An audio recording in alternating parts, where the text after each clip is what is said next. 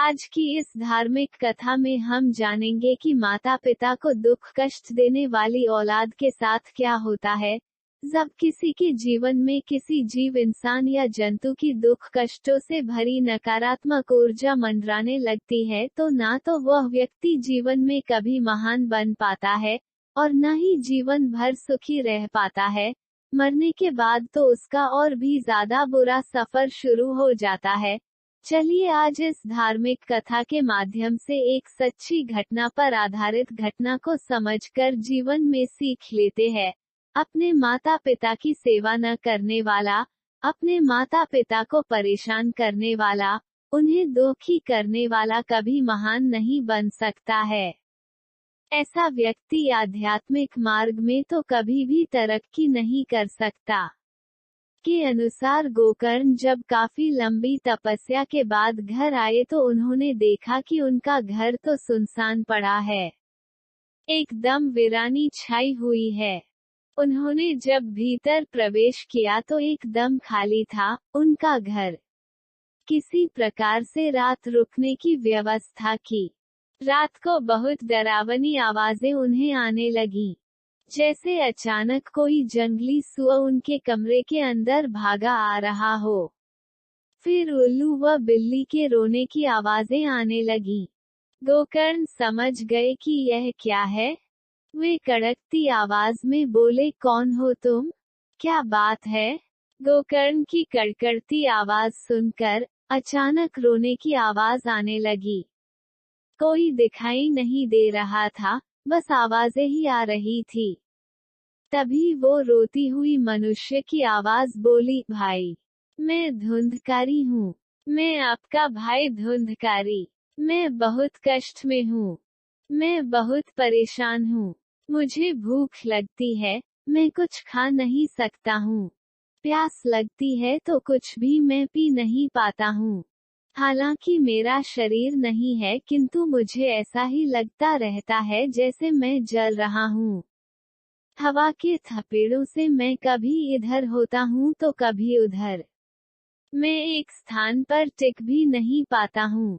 रे भाई, मैं बहुत कष्ट में हूँ। मैं एक प्रेत बन गया हूँ।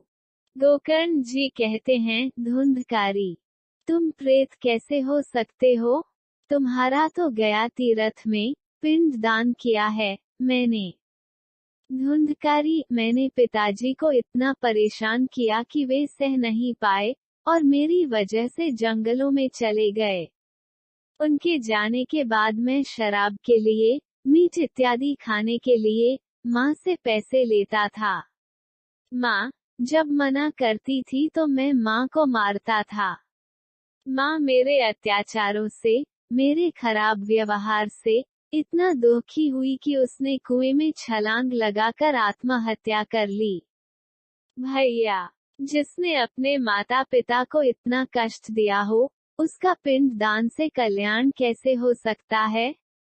भैया, आप कुछ और उपाय सोचें। धुंधकारी का कैसे भला हो सकता है? उसके लिए गोकर्ण जी ने सूर्य देव से सलाह की। सूर्य देव जी ने कहा, गोकर्ण, भगवत भक्ति ही, श्रीमद् भागवतम कथा अथवा श्री कृष्ण की कथा ही धुंधकारी का कल्याण कर सकते हैं और अन्य कोई उपाय नहीं है।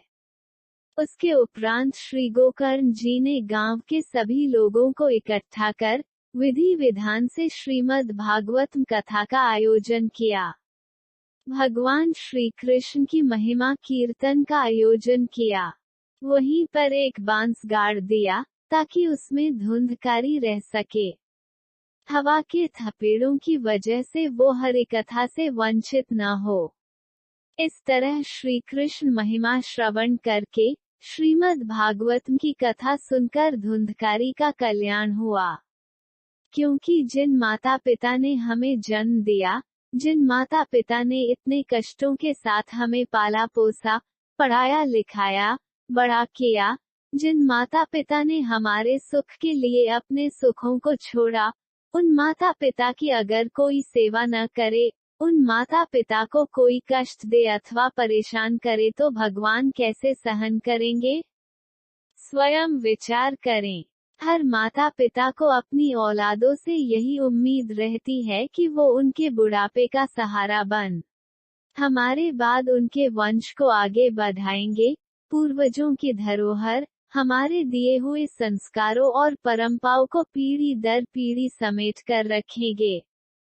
लेकिन बहुत से बच्चे गलत संगत में पड़कर अपने संस्कारों, मर्यादित क्रियाकलाप को ताव पर रखकर ऐसे कर्म कांड करने लगते हैं जिससे माता पिता बहुत दुखी होते हैं।